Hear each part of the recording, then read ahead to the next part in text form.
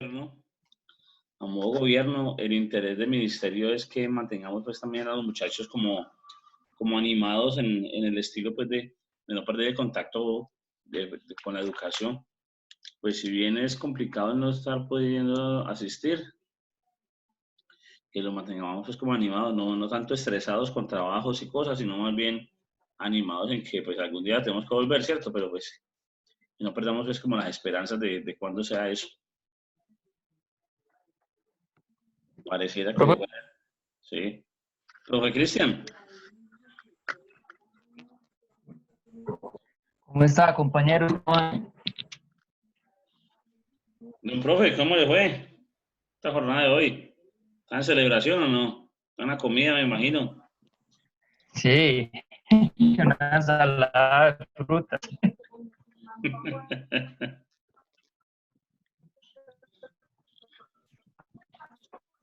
Ah, bueno, bueno.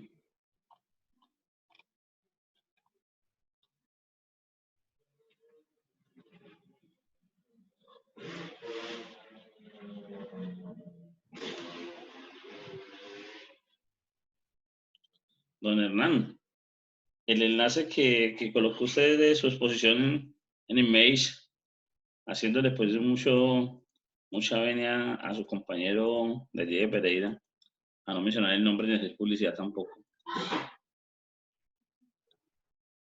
Mira que no me deja verlo.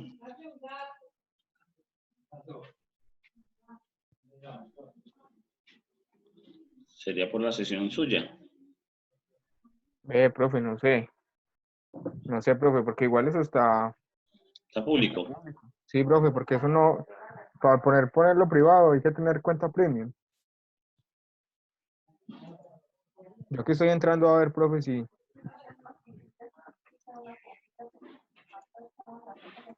entra a ver.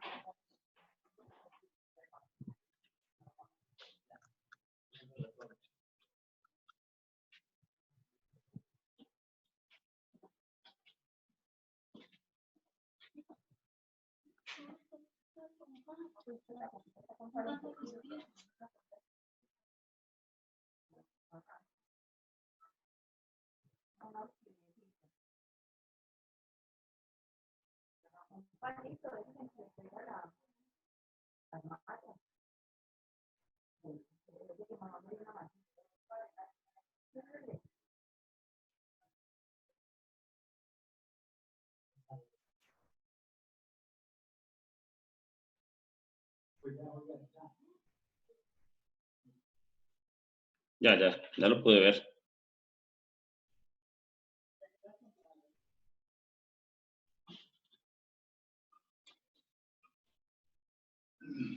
Ya cargó, sí, señor.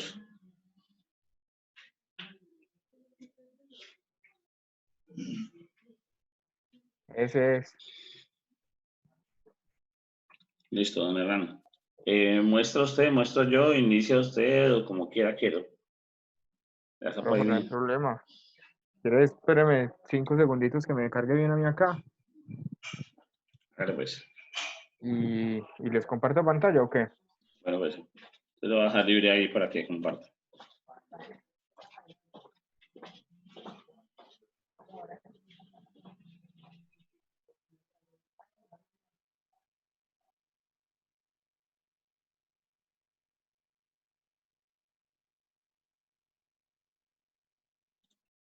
Cristian todavía está en Argelia.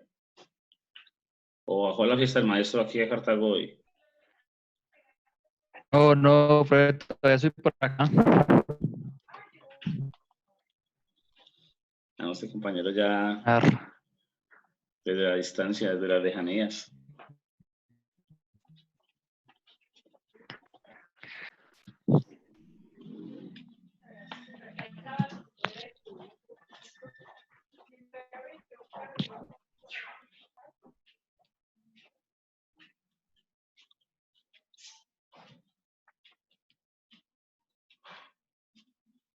Eso, Cristian, ¿por qué no viene por estos lados, o qué? No sé yo que ahora pasa por la carrera séptima que no puede ni a Cartago, me parece, de hace días. Estoy desterrado. Sí, estás como, yo no sé, como raro es. Oh, yo me vine por acá y como no dejan salir, solo con autorización, pues no tengo necesidad de ir todavía.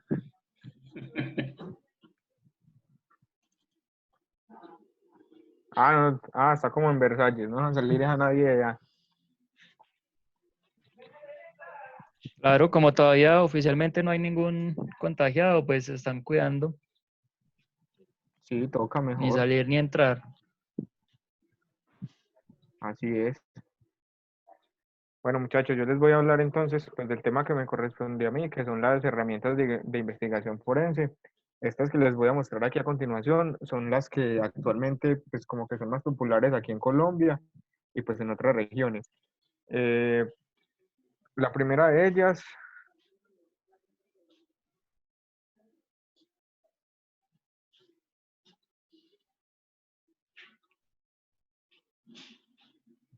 son las clonadoras de datos, que son estos dispositivos que vemos acá.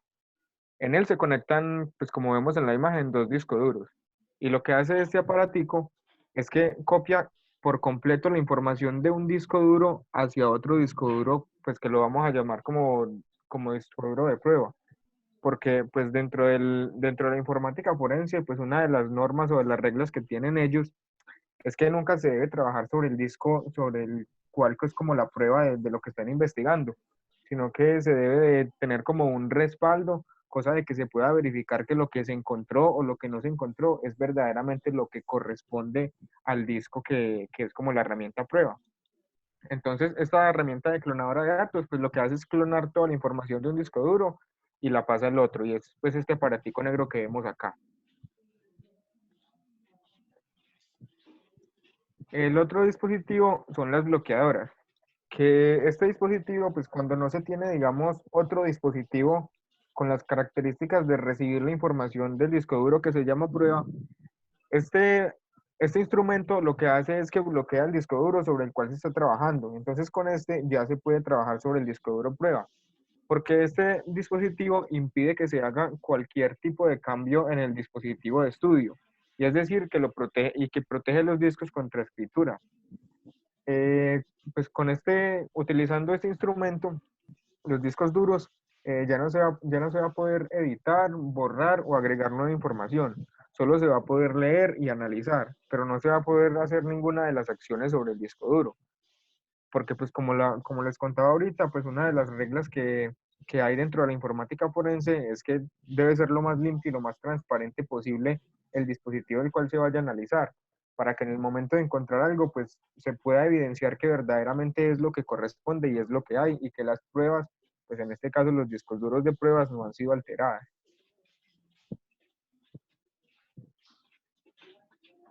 El tercer dispositivo, pues este ya es una herramienta de software que se llama generador de códigos hash. Los códigos hash es como un código de encriptamiento que tiene cada uno de los ficheros que hay en el disco duro.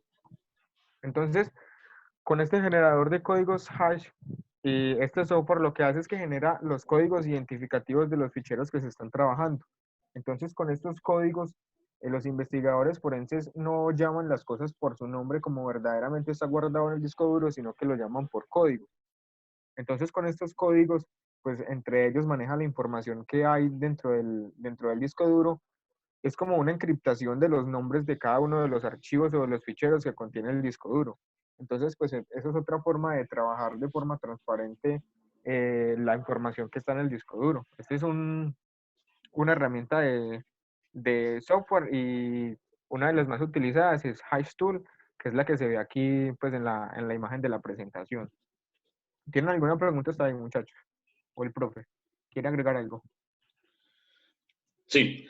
En lo de las clonadoras, pues allí existen, pues allí ahora, las más recientes son las clonadoras de discos duros, pero pues en cuanto a lo forense, hay clonación de una cantidad de elementos, de dispositivos.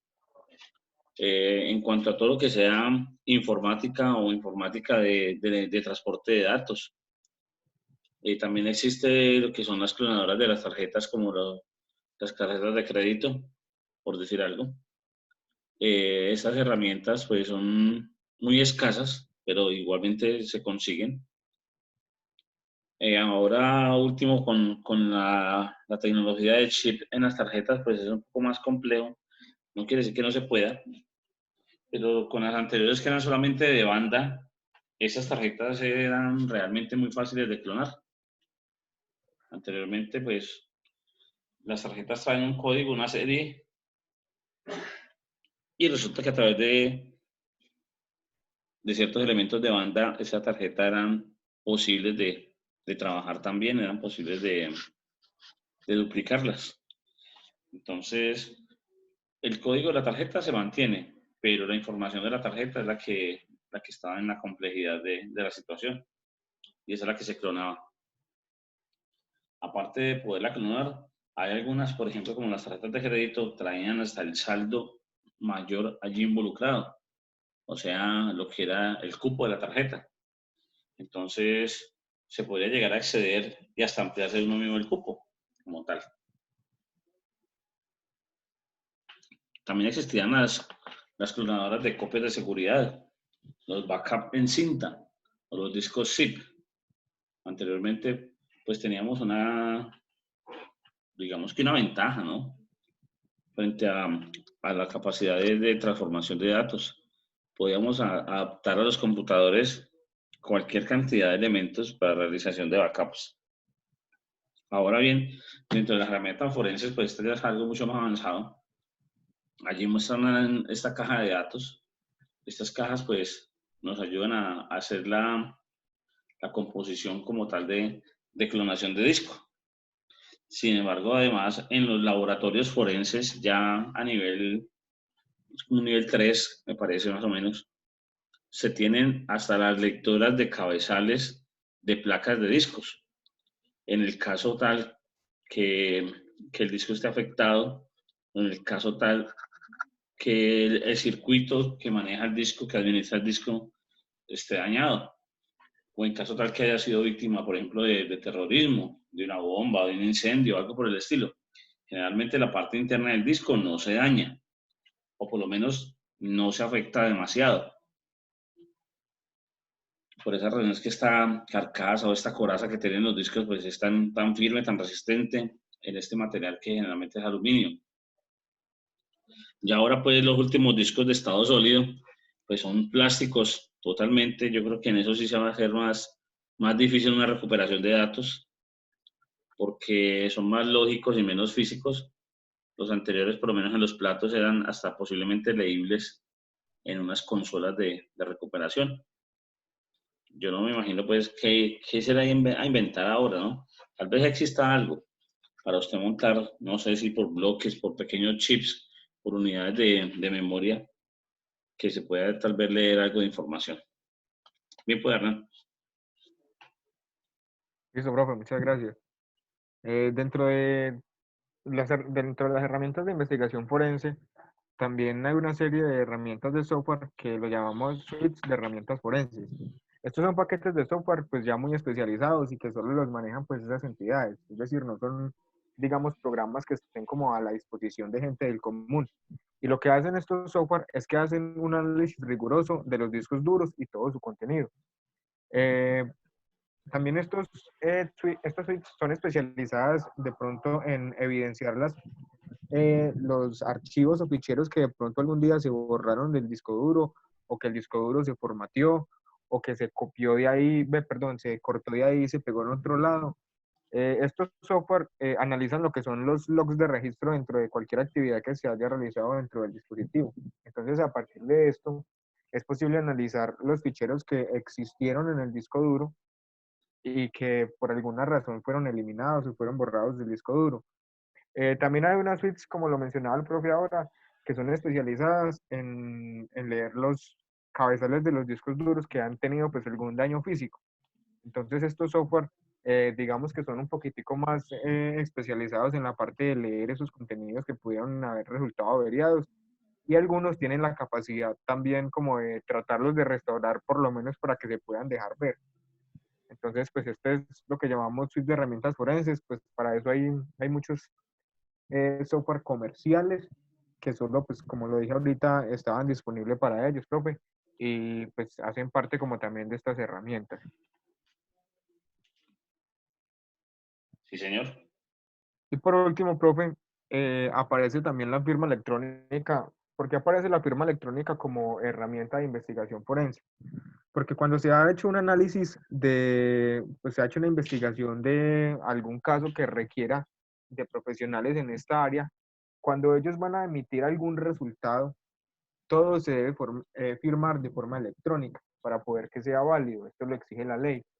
Entonces la firma electrónica también hace parte de ese proceso de certificación. Y también las firmas electrónicas eh, son objeto de estudio de la informática forense para comprobar que digamos, si en algún momento se encuentra alguna falsedad en algún documento y ese documento está firmado electrónicamente, los investigadores tienen pues como la facultad y el permiso y también las herramientas de poder analizar si la firma electrónica que está dentro del documento verdaderamente corresponde al autor. Así también ellos, cuando deben de enviar un informe o que digamos algún juez, algún abogado necesita un informe de ellos, ellos lo deben de firmar electrónicamente para poder que eso tenga validez. Entonces, por eso las firmas electrónicas también hacen parte de las herramientas de investigación forense. Y Y pues eso es todo, muchachos. recordemos allí Las que herramientas. de esas firmas electrónicas hablamos hace unos días atrás, ¿no? Cuando Sí, tocamos los señor. temas de firmas digitales también, en medio de que no era igual una firma digital o una firma digitalizada a una firma electrónica, Sí, ¿cierto? señor. Ujú. Entonces, recordemos que así como aparece pues allí en ese chip, existen también llaves USB o elementos que Los tokens. anteriormente habían unos tokens seriales o paralelos. Ya luego ellos migraron a unas llaves USB o tokens que hoy en día son las que manejan lo que es aquí en Colombia Certicámara. Entonces, por ejemplo, para usted firmar digitalmente algo, necesita tener conectividad a Internet. De lo contrario, no puede firmarlo. Y además de eso, tiene que estar su firma digital vigente. Además de eso, usted tiene que estar vinculado a alguna actividad económica para realizarlo. O sea, no es que yo quiera comprar mi firma digital así de antojo, que yo soy peluquero, entonces la voy a comprar. No, eso tiene unos fines específicos. Generalmente, pues allí recordemos que el caso pues, del SENA, el director firma los diplomas digitalmente, porque como el certificado es digital, entonces necesita también la validez como tal y esa firma es válida tanto nacional como internacional. Acá en Colombia también lo que son los contadores públicos tienen una firma digital y es el respaldo en cuanto a lo que son declaraciones de renta o informes para la DIAN, puesto que a través de la revisión de ellos y el cálculo sobre el cual un ciudadano va a presentar una declaración, ellos lo respaldan con su tarjeta profesional. Entonces, puede que el usuario, puede que el ciudadano esté presentando unos valores alterados, unos valores con una serie de elementos cómodos para él y menos cómodos para el gobierno, con ese fin. Y pues el contador es el que es el responsable porque es el que está presentando la información. Entonces, son elementos muy delicados, son elementos de juicio muy claros también para trabajar con eso. Yo Muy tengo bien. una pregunta. Sí. Cuando hablaba Hernán sobre el dispositivo que se utiliza para clonar los discos y toda su información, pues también existen software que hacen esa misma función. Mi pregunta es, pues digamos que a nivel del usuario común podría funcionar de igual forma, pero ya enfatizando a nivel forense, ¿cuáles serían como los pros y los contras de uno y del otro? No, resulta que a nivel forense, si usted lo hace con estas máquinas, con estas plataformas pues, especiales, pues la clonación es mucho más profunda. Mientras que si yo lo hago a modo clonación de software, por ejemplo, con un Norton Gauge, si lo hago con un Anacronix u otras así similares, yo lo que hago es grabar la última fase, la última capa del disco. Es decir, la sesión activa que está actualmente visible ante pantalla en un sistema. Mientras que la otra clonación la hace profunda. Es decir, lo hace a través del clúster sobre el clúster. Entonces sobrescribe el clúster que está leyendo. La va y ubica en el sector 0 de ambos discos. En el uno de ellos lee y en el otro escribe, pero lee en todo el clúster. O sea, desde la profundidad como desde la originalidad como tal. Entonces se puede profundizar mucho más en la investigación. Ya, profe. Sí, por eso, profe, eh, también cuando después de hacer la clonación de los discos duros, pues hace falta también lo que vimos ahí de las suites, profe, porque ellas son las capaces de analizar toda esa información que se copió, cómo se copió profundidad, información que posiblemente haya sido borrada, pero que quedó el log de registro dentro del disco duro. Entonces, por eso los software que eventualmente nosotros conocemos para la clonación de disco, pues digamos que no servirían para una herramienta de investigación forense, porque como lo dijo el profe, solo vamos a poder ver ahí lo que en este momento está activo en el disco duro y no va a tener un acceso a los de registro de qué fue lo que de las acciones pasadas o la información pasada que en algún momento estuvo en el disco duro y que se borró. Entonces es como la gran diferencia, la profundidad del proceso y de la cantidad de información que se puede recuperar. Sí. Por ejemplo, aquí en Colombia, laboratorios forenses, muy pocos. Capacitación en forense, muy poca. Gente que resulte para asistir a esos seminarios, incluso también muy poca. Yo he participado en algunos muy superficiales, pero las orientan en, por decir algo, Cartagena, Bogotá o Medellín y Cali, nada más. O sea que usted puede acceder, pero el que está en el centro del país o en las capitales. Y el curso, así pues una charlita sencilla, vale mínimo 150.000, 200.000 pesos, la más baratica para ir de una tarde.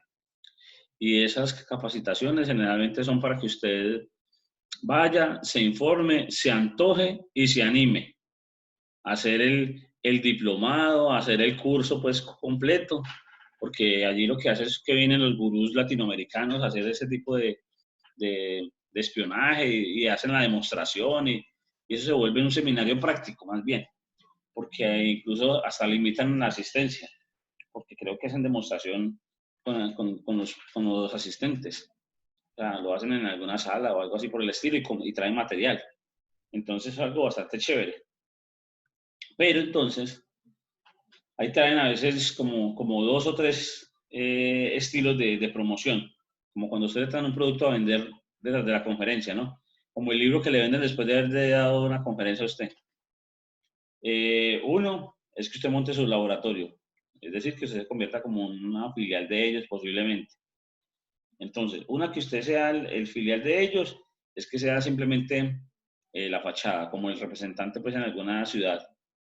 Y usted lo que hace es recibir el dato y mandarlo a los diferentes centros. O dos, que usted compre los aparatos. Ellos se los ayudan a conseguir. Pero eso es un montaje que cuesta muchísimo dinero. No digamos que no tengamos la posibilidad de recuperarlo, tal vez sí se tiene la posibilidad, pero pues a un largo plazo y pues no podemos decir que es lo que lo aseguramos, ¿cierto? Porque solamente quien necesite recuperar unos datos tal vez pagará lo que eso realmente cuesta. Pues se ha hablado de usted recuperar por kilobytes, por megabytes, por unidades de disco, por cantidad de documentos. Las tarifas hay por todo tipo de facturación que usted pueda. Sin embargo, pues dependiendo del tipo de información, la urgencia o lo que eso represente para una compañía, pues se le da el valor, ¿no? Cada uno le da el valor a la información que tiene. Y generalmente, pues, esos son unos laboratorios muy especializados, son elementos o son lugares con más cuidados que lo que hoy están las clínicas con este COVID-19. Son más protegidos del polvo, son más protegidos todavía de la intemperie, son muy protegidos de la humedad, de cualquier partícula. Entonces, usted está laborando en un laboratorio de estos y está más impecable y más puro que un médico bacteriólogo.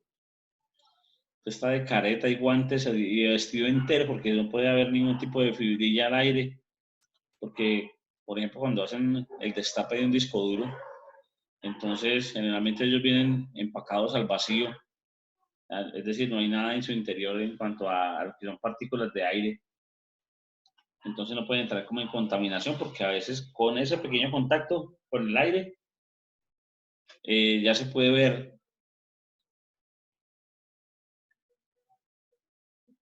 allí pues como la problemática de trabajo con ellos, por alguna fibrilla, por algún cabello, por saliva, por cualquier partícula. Entonces, cuando ellos tienen ya ese montaje del que hablaba también Hernán de los cabezales, eso es un espectáculo. Yo ese lo he visto, pero ese es un espectáculo. Pero no he visto es en la forense actual cómo harían con un disco duro de estado sólido. Eso me tiene dando vuelta la cabeza desde hace días y me gustaría ver eso. Porque tal vez de esa misma manera usted puede recuperar una memoria USB que no la pueda leer también. Porque es el mismo sistema, prácticamente. El disco duro, la interfaz SATA no es sino unos cables con energía, pero entonces cómo usted conecta luego la interfaz SATA a USB también o viceversa.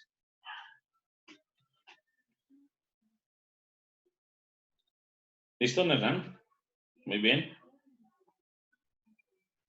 Listo, profe. Ahí le voy a dejar de compartir la pantalla. Listo. ¿Qué más tiene allí? ¿Leo o Cristian?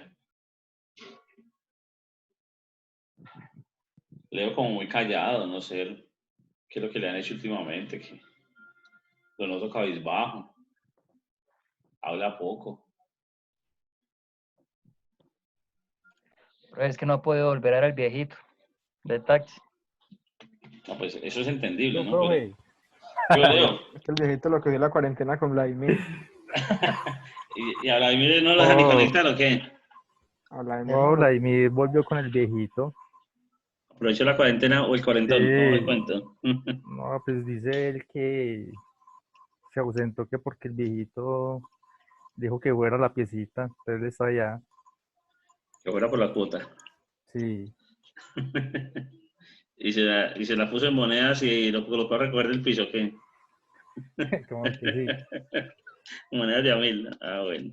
No, pero lo que dice Vladimir es que como acaba de entrar de las vacaciones, entonces que le ha tocado mucho trabajo, pero que ahorita le envía esas diapositivas. Hágale, pues. Listo. Listo, Leo. ¿Qué tiene usted entre manos? Yo por ahí vi el documento que usted envió también. Profe, eso es como un sancocho trifásico. Yo la verdad no encontré casi nada de eso. ¿Verdad? Sí, profe. Ahí como que hizo una recopilación de varios documentos que vi por internet y los adjunté en uno solo. Pero en sí, hablando de herramientas, yo solamente pillé como tres. Y no sé si de pronto, pero yo abro mi documento. Por ejemplo, yo hablo acá de las aplicaciones para investigaciones forenses. No sé si esto que voy a hablar ahorita tiene que ver de pronto con un tema que mis compañeros, o de pronto no sé si Cristian o Vladimir vayan a hablar de eso mismo. Tóquelo, a Porque ver, pues tóquelo, tóquelo. yo lo relacioné mucho con lo que yo estaba investigando. Que dice que es que aplicaciones para investigación forense. Porque si vamos a hablar un poco de las herramientas de marcado de documentos, yo solamente encontré tres, que es el marcado con CGML, el marcado con HTML y el marcado con XML. Sí. Y el resto de lo que hay por acá, el objetivo tiene que ver también con la investigación, pero por ejemplo dice que dificultades del investigador forense, pues eso ya es como la cháchara que yo le puse ahí como para Ahí lo tengo, pues, vea. complementarle. Ese es. Pero como para no hablar de tanta cosa que hay, yo lo estaba haciendo como en las diapositivas, pero ya las tenía acá listicas. Muéstrala, hágale ya, compañeros. No hay no que diga. Ay, ¿qué le pasó a eso? ¿Qué logró decir? Busque la tecla que diga Enter.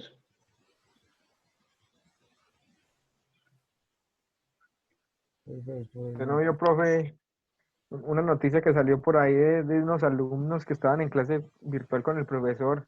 Y el profesor les preguntó que cómo hacía para compartir la pantalla y le dijeron que le enviara al F4. se salió de la reunión.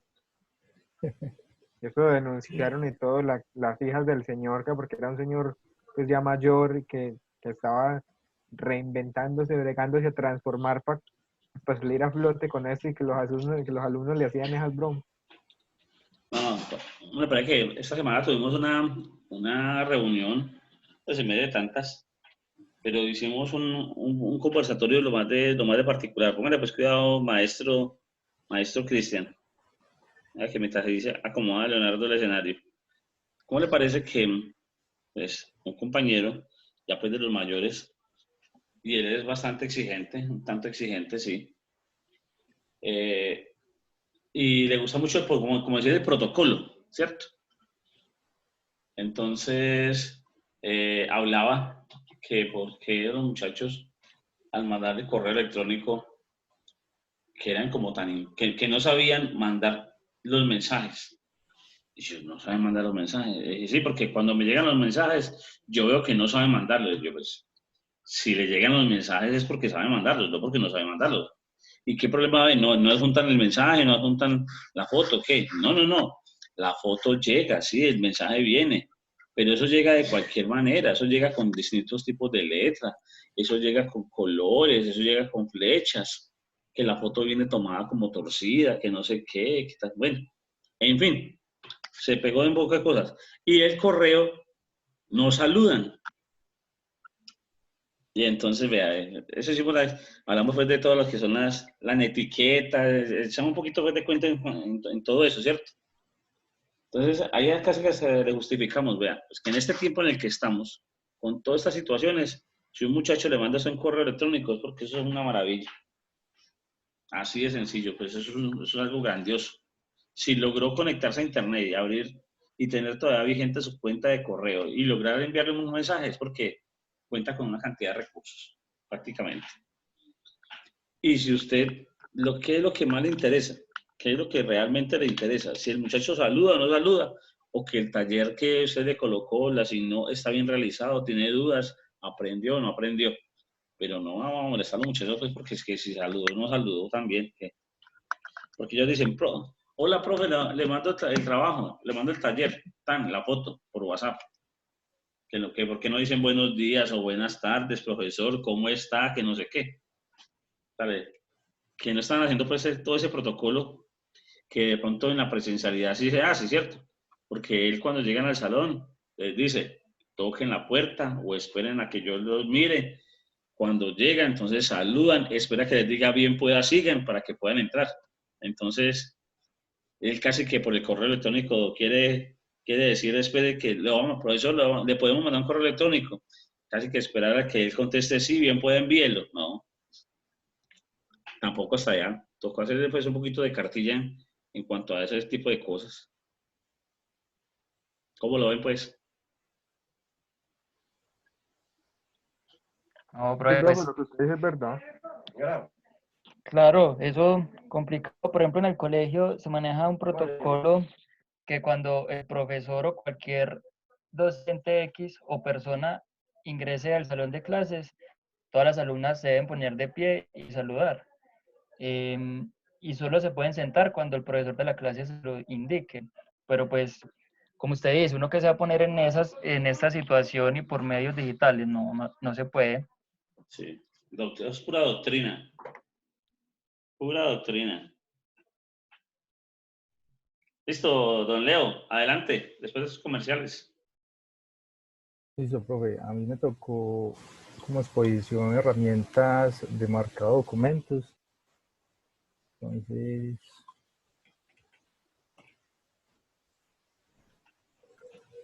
tiene como objetivo, digamos que en los casos de robo de la información, mediante el uso de esta marca del software, pues para poder detectarlo fácilmente, tiene como una especie de marcado del documento. No solamente marca el documento, sino que también marca el software.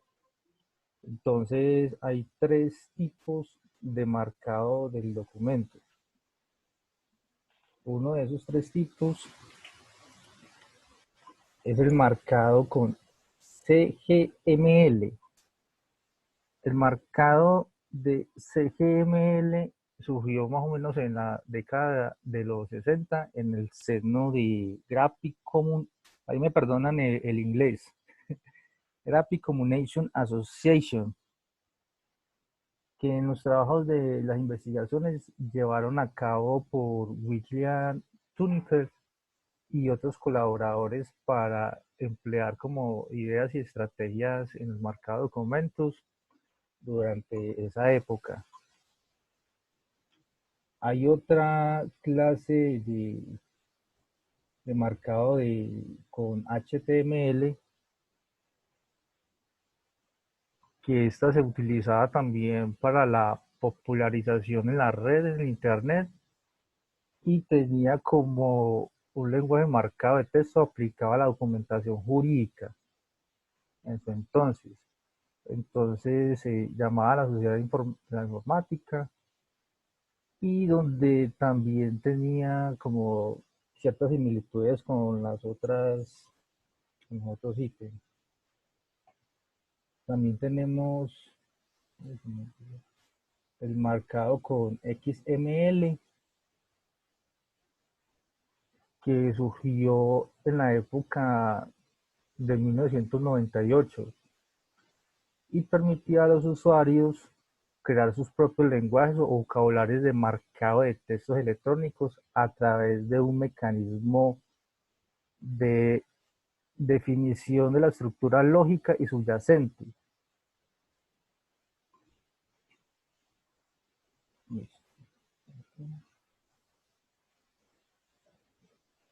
También tenían como herramientas como para apoyo en aplicaciones para investigación forense y tenían 4 ítems. Vamos a empezar con el ítem del SCASM, que significa que permitía asistir al especialista forense durante el análisis de un crimen. Eso lo utilizaban más que todo como para, pues cuando llegaban a la cosa del crimen y ahí empezaban como a utilizar esta herramienta, esta clase de forense. Yo la verdad estaba buscando imágenes para tratar como de explicar un poquito el case, pero no lo había, profe. No creo, la verdad no creo, porque hay algunas que son de uso de oficial exclusivamente. Entonces, están así como a modo informativo, pero ni siquiera funcional, ni que ejemplo, ni que un tutorial en YouTube de cómo utilizarla, que descargue lo de Megafry o de RapidShare, alguna cosa de esa, nada. Eso no es público, por eso no aparecen. Eso es de restricción, más que todo cuando tiene que ver con un delito informático, eso sí lo restringen mucho. La otra es Osforensics.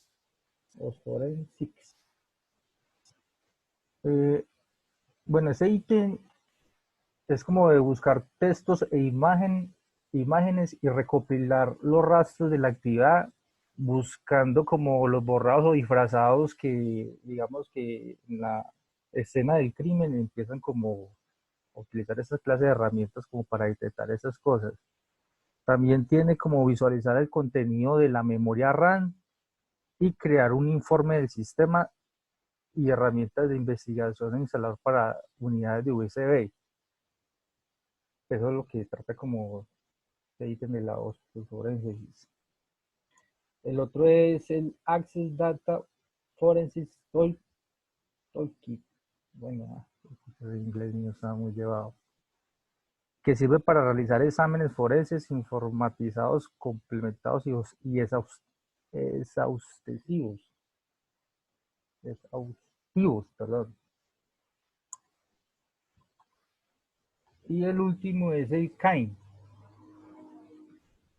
que es un entorno interoperable que admite al investigador digital durante la fase de la investigación digital una interfaz gráfica de usuario amigable a una recopilación semiautomática del informe final. O sea, con el CAIN lo que hace el investigador forense es como ya recopilar todo lo que él ha hecho hasta el momento y ya pues llevarlo como ¿Cómo se llama eso, profe? El sepelio. Cuando uno ya tiene el informe y ya se lo va a llevar como a la persona indicada. ¿Cómo se llama eso, profe? Pues, a ver, dependiendo de qué tipo de análisis haya creado, ¿no? Sí, eso ya depende ese es el informe forense, ¿no? Como tal, digamos que a nivel de esquema general, el informe forense. Es como el informe ya final de lo que se ha investigado hasta el momento. ¿Tienen alguna pregunta? ¿O todo claro? Como que todo muy claro, don Leo. Listo, pues, muchísimas gracias. Ese tema es tan oscuro que ni claridad tiene, porque es complejo, es complejo. Pues eso es Digamos que, como codificar algún documento, ¿qué? a ver, lo que pasa es que a nivel oficial la información se guarda casi siempre encriptada. Entonces, usted hablaba por allá de un software para codificar elementos forenses, ¿cierto? Señor, Entonces puede pasar que, le- que las grandes bases de datos de información oficial, háblese pues de presidencia, háblese por allá de Fuerzas Armadas, cosas así, que vemos de pronto por allá en las películas, no es que estemos simplemente hablando de ficción. Hay grandes y hay unas cajas fuertes diferentes, hay unas cajas fuertes eh, con distintos modos de seguridad, de acceso a ellas, claro, y dependiendo entonces de la forma de con cuáles claves y cuáles seguridades tengan, también se puedan encriptar incluso en el guardado, porque puede quedar cierto lugar donde queden almacenadas, como para alguna consulta, porque pues las personas son mortales, ¿no? Entonces no puede decirse que eso quedó guardado y que no hay forma de acceder a ella, ¿no? La información queda en otro lugar, simplemente quien pueda acceder es que se encuentre en actualidad como presidente, como ministro, como general, como capitán, como director, en fin, ¿cierto? Como el protocolo lo indique. Entonces, esos esquemas de seguridad indican también, a modo forense, que se puedan tratar de visualizar, de desencriptar, de volverlo un poco más transparentes para muchos, por lo menos a la hora de la consulta. Y en ese caso, cuando hay pues problemas de envío de datos. Por ejemplo, hay una situación cercana, y eso fue revelado hace mucho tiempo, cuando empezó la televisión satelital. Remontémonos a las antenas parabólicas de hace unos años atrás, a unos grandes platos como de un tamaño de 3 o 4 metros aproximadamente de diámetro, que eran unos paneles gigantes, un plato grande, que eran colocados por allá en los patios de los edificios o el rascacielos del edificio en la parte superior, y que eso tomaba pues señal internacional a través del satélite, ¿no? No las pequeñas antenas que tenemos ahora de DirecTV o de Sky o de ese tipo de televisión tan moderna y tan digital, sino esas anteriores. Cuando teníamos esa que escasamente llegaba a ciertos canales internacionales, la mafia, en aquel momento pues hablando aquí de uno más cercano, Pablo Escobar, interceptaba ese canal. Entonces mandaban cifrados ciertos códigos a través de la televisión satelital. Entonces, donde originaban información, entonces usted capturaba la señal de satélite, que eso era fácil hacerlo. Entonces usted visualizaba televisión igual. Y puede que algún canal contuviera alguna información, pero pues eso ante el televisor no es visible, pero ante otro aparato tal vez sí. Entonces, si usted lo encripta y sabe cómo hacerlo, al capturarlo le aplica el método contrario para desencriptarlo, ¿no? Así como lo hicimos por alguna vez con compiladores, que si usted coge un carácter y le suma de su valor decimal, le suma 10, pues cuando lo capture de nuevo le resta 10 y vuelve y lo deja original. Entonces, de esa manera envían información con sus fechorías de datos, de crímenes, de cargamentos, de avionetas, de barcos, de vehículos, de personas que estaban a cargo. Entonces así comunicaban. Entonces yo no me imagino si a ese tipo de personas, si en ese tiempo atrás, estamos hablando pues de los años 80 para adelante, más o menos 80, 90, que no teníamos casi tecnología, que era algo muy pequeño, muy precario, lograron conseguir cosas tan grandes y ampliarse en su negocio tan grande. ¿Qué tal que a esta mafia le hubiese tocado WhatsApp, Skype, le hubiese tocado Internet, correos electrónicos, videoconferencias? ¿Cuántas cosas no pueden haber cometido? ¿Y cuál grande había podido ser más el negocio de lo que fue o de lo que es hoy en día?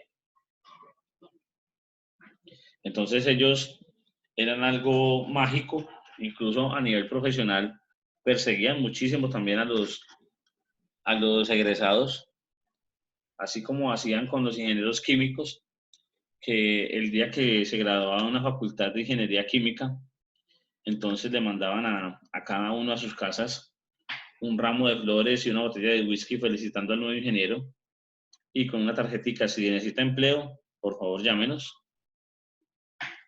También se llevaban o también interceptaban o cautivaban a los ingenieros de sistemas y de comunicaciones para hacer ese tipo de trabajos. Entonces, pues mantenían de pronto muy motivado el personal en cuanto a lo que era económicamente. Lo que no era tan emotivo era que usted no se podía salir del negocio por el conocimiento que iba adquiriendo. Entonces era la parte como complicada. Don Cristian, ¿qué tiene por allí usted entonces? ¿Qué nos puede compartir? ¿Qué tiene para decirnos? Listo, pero ya le comparto pantalla.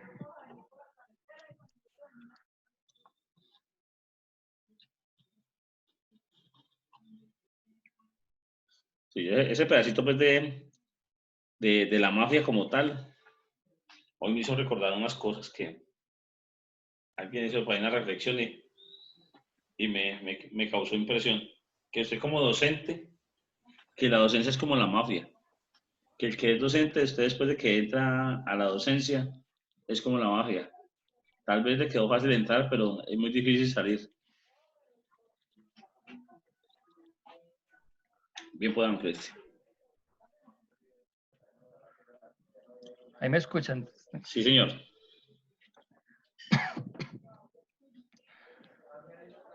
Bueno, pues yo les voy a hablar sobre la grabación en medios magnéticos. Para eso, pues detallamos primero un poco sobre lo que es la evidencia digital, que pues a diferencia de otras formas de evidencia documental como la documentación en papel, pues la evidencia digital es frágil, ya que si vamos a comparar pues actualmente con los documentos digitales tenemos muchos diferentes tipos de acceso. Es decir, podemos acceder a esa información de diferentes formas, tanto legales como ilegales. Así que por eso es catalogada como frágil. Además de ello, pues también está la parte de las copias, que a un documento original se le puede hacer una copia y pues este documento queda idéntico al original. Y pues digamos que en cierto caso, en el común no se le puede hallar como un rastro de que, de que ese documento es una copia. Y también pues en esa medida de que a estos documentos pues pueden acceder personal que no es autorizado, tanto si se habla como de evidencia forense como tal, o también si vamos en el ámbito empresarial a documentos que sean pues de la empresa, tanto como secretos comerciales, listas de clientes o material de investigación si es en el caso forense, y bueno, todo ese tipo de cuestiones. Así que pues se debe tener en cuenta que los documentos que son adquiridos digitalmente, es decir, lo que decía Hernán en su exposición, cuando se hacía la copia de un disco, digamos que el disco original y el disco que se llamaba como prueba, pues no hacerle modificaciones a los documentos en el disco prueba porque pues digamos que se debe es priorizar de que esa información sea idéntica o exacta al del disco original. En cuanto a la grabación en medios magnéticos, pues digamos que el proceso como tal no va a cambiar o no va a tener ninguna variación a los métodos que se utilizan la gente del común. ¿Por qué? Porque digamos que ese proceso está regido por algunos fenómenos físicos, como lo que son los campos magnéticos y esos materiales que se magnetizan por este campo magnético, que ese campo magnético pues es creado por alguna corriente eléctrica. Digamos que ese proceso físico no va a cambiar, lo que sí va a cambiar es, digamos, los métodos que se utilizan. Y lo que se tiene muy en cuenta, acá vemos 5 puntos a tener en cuenta en la grabación de evidencia en medios magnéticos. El primero de ellos, pues como medidas de precaución, es lo de recolectar la información. Es sobre recolectar evidencia digital, pues las acciones que sean tomadas no deben cambiar por ningún motivo esta evidencia. Es decir, que sin importar el método que se utilice para recopilar esta información, cerciorarse de que no sea modificada la misma. El segundo punto sería el acceso a evidencia original. Digamos que esto se trata de las personas como tal. Cuando una persona tiene o necesita acceso a esa evidencia digital original, esa persona debe ser estrictamente un profesional forense, digamos en este caso. El tercer punto sería sobre el almacenamiento y la transferencia, pues toda actividad referente a la recolección, el acceso o también el almacenamiento y transferencia de la información debe ser documentada previamente y por completo, preservada y que esté disponible para la revisión, como lo comentaba Hernán, que siempre después de que se hace un proceso de tanto de transferencia como de levantamiento de evidencia, se debe luego hacer como un análisis o una revisión a la información que ya se recopiló. El cuarto punto, pues trata también sobre las personas, sobre la responsabilidad que se debe tener. Digamos que un individuo, sea quien sea, es responsable de todas las acciones que sean tomadas con respecto a la evidencia digital mientras esté en la posición de él. Debe pues hacerse responsable de todo lo que llegue a ocurrir en esa situación. Y el quinto punto, pues sería de los 4 primeros puntos a quién va a aplicar o a quiénes son los implicados. Y sencillamente esto aplica a cualquier agencia que sea responsable de recolectar dicha información, también no solo los que recolectan, sino los que tienen acceso, porque puede ocurrir el caso de que sea un ente especializado para recolectar la información y otro ente especializado para acceder a ella y hacer los diversos estudios. Entonces, a todas estas entidades aplicarían pues estos aspectos. En cuanto al análisis de los discos en la información forense, digamos que esto es como en sí en lo que más se especializa, digamos, la informática o computación forense. Vamos a ver, en los medios de almacenamiento, pues principalmente se basan en buscar evidencia que sea incriminatoria.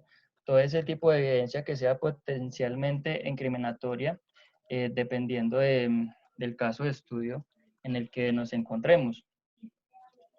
El siguiente punto, pues se refiere a poder recuperar esos archivos borrados, porque muchas personas que cometen crímenes o de cualquier tipo, digamos que no todos tienen el conocimiento sobre la informática como tal y piensan que pueden cubrir sus huellas simplemente borrando archivos. Pero pues sabemos que actualmente cuando uno borra un archivo no queda borrado completamente y que para borrarlo, digamos, por completo necesitaríamos un software especial para que no quede huella de él.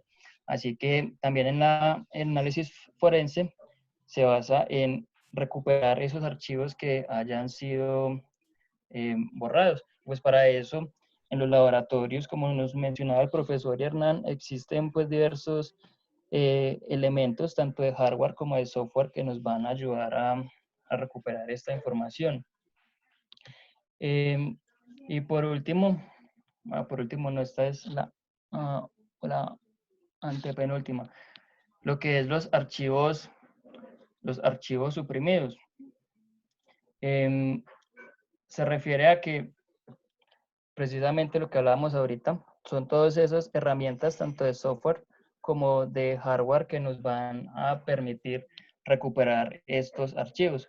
Como lo mencionaba también Hernán en su presentación, en la herramienta para clonar el disco, me hacía énfasis el profesor sobre cuál era la diferencia de ese aspecto, tanto en el físico como en el de software. Pues ya queda claro que con el dispositivo físico pues van a recuperar o se va a transmitir la información que está activa, tanto como toda la información que habla el profesor de los clústeres, que nos va a permitir seguir como guías o pasos del ente criminal como tal. Y por último también están lo que son las herramientas de hardware y software para hacer la reparación de discos. Digamos que esto nos ayuda tanto a reparar el disco de forma física como tal, pero también en la parte de cuando tiene estos, profe, me colabora ahí, ¿cómo es que se llama? ¿Parte de lógica o qué? Eso, no, sí, la parte lógica, pero ¿cómo se llama eso cuando tiene unos espacios que no pueden ser utilizados en el disco? Ah, el desfragmentador. No, Fragmentar. una partición de datos, de información de datos. Sí, profe. Y bueno, digamos que lo que pues puede investigar sobre estos temas sería hasta ahí, profe. Devuelvo un segundito, Cristian, en el anterior. En ese pedacito vienen unos elementos muy importantes. Por ejemplo, a ustedes no les tocó, mejor dicho, cuando se hacían las grabaciones en cintas. De pronto ustedes sí tienen memoria y recuerdan todavía los cassettes de VHS. ¿Sí lo recuerdan? Pero profe, le toca a uno que devolverlo. Es bueno. Devolver la cinta. Bueno, resulta que... Con el lapicero. Ah, pero esos eran los para música. Sí. Bueno, en algo muy parecido a ese cassette se grababa también información. En algo muy parecido como eso. Pero se guardaban eran las copias de seguridad. Profe, ¿eso antes del disquete?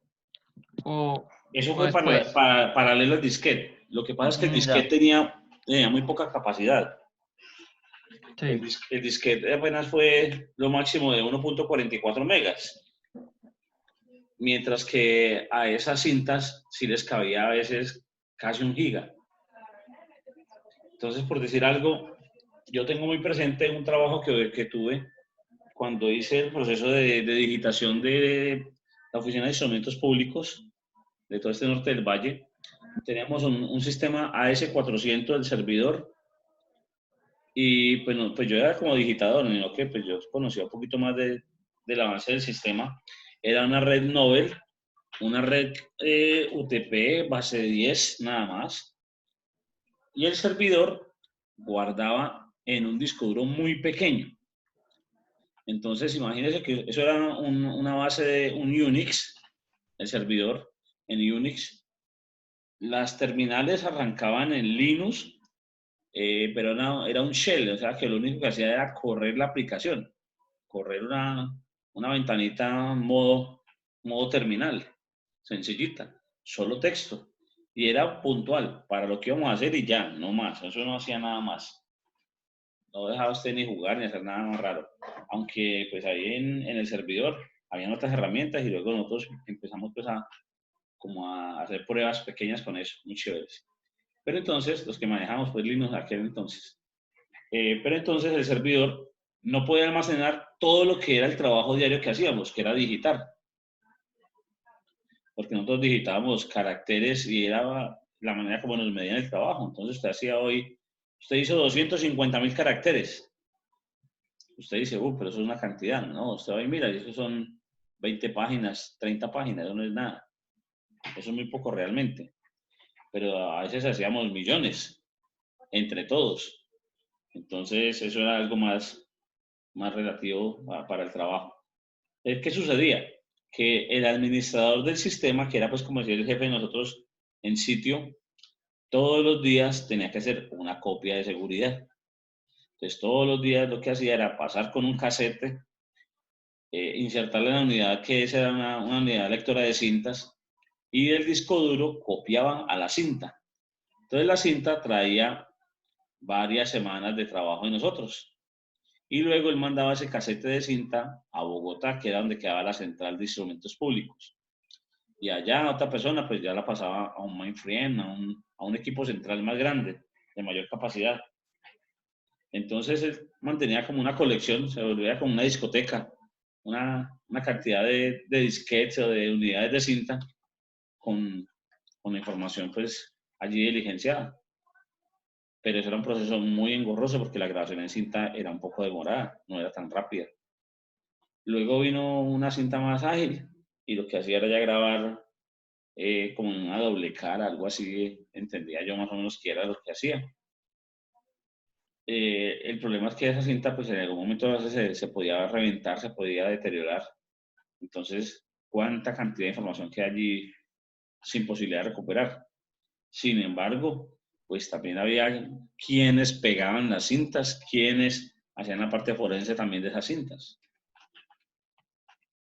Y ya luego, pues, pasaron a las unidades zip, ya 32 megas, eso ya es hablar de algo mucho más significativo. Era de todas maneras un disquete también, era algo magnético, pero magnético a modo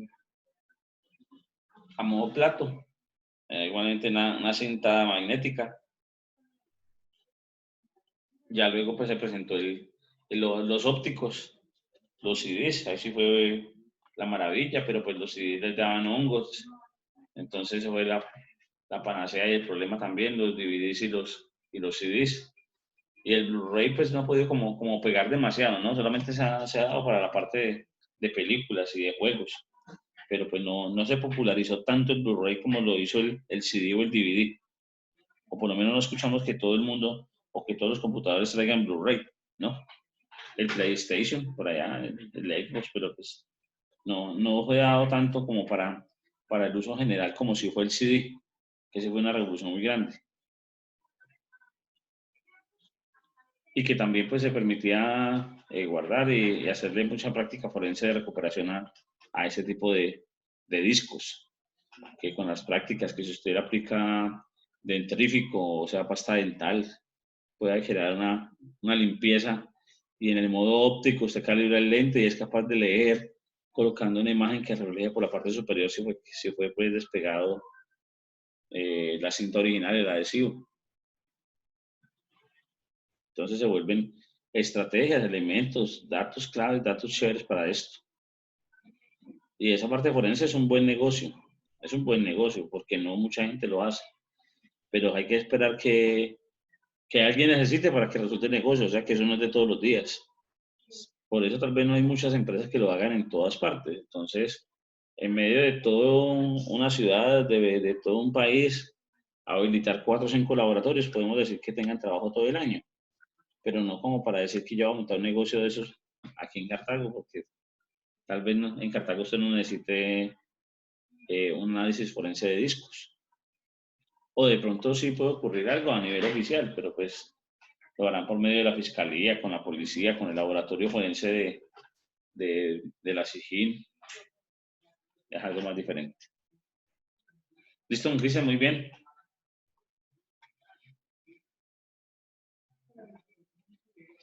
Bueno, pues muchachos, maravilloso este punto hasta el momento.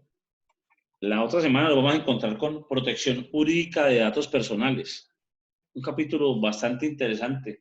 Ahí hablaremos incluso hasta las copias de seguridad también, porque vamos a tocar el tema hasta ese punto. Entonces vamos a mirar lo que va a brindar a nivel de cámaras de comercio también, porque ellos también protegen datos comerciales. Entonces, muchachos, nos encontramos con eso la próxima semana, en la parte jurídica de datos personales, algo bastante chévere. Y denme 10 minuticos y nos conectamos para Python, ¿listo? O si quiere hagamos una cosa, esperen, regálenme 10 minuticos, yo hago la grabación, yo pauso aquí y no se desconecten, ya los hablo de una vez para que hagamos con Python de una vez. Dale, profe, mientras eso va a comer. Hágale, pues 10 minutos, pues, compañero, con calma. Listo.